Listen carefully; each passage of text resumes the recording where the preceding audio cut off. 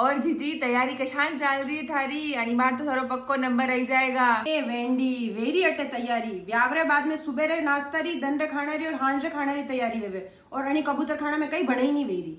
हाँ भाई थारा हौजू तो हे भी घना भयंकर बनाया तो खाली काम मतलब है वे तो थे बहाने भणवा नहीं भेजेगा। अरे पिछली बार मैं जतरो भण सकती वतरो भण ली दी करम आगी छाट वे तो कोई कहीं नहीं कर सके। एक बात होता थू हारा में रेन कसान नौकरी लागी।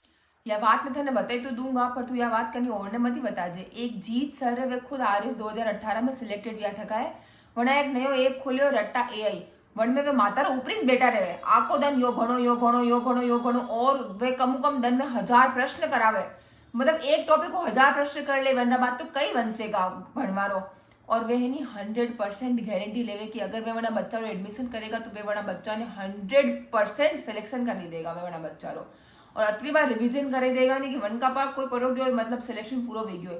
मैं थने भी वन का नंबर दे दूंगा जो तू फटाफट बनाने फोन पे बात कर लीजिए क्योंकि वे बहुत सारा बच्चा नहीं लेवे बहुत कम बच्चा नहीं इसलिए जो थारो भी नंबर आई जाए। वे तो रिवीजन ही करे दे पचे मारो तू फटाफट बना रहा नंबर दे दे मने। बात ठीक है बन तुम्हारा हाउजे बोले रहा बाकी बात मैं थने फोन पे बता दूं या पचे बाद में कभी भी बता दूं।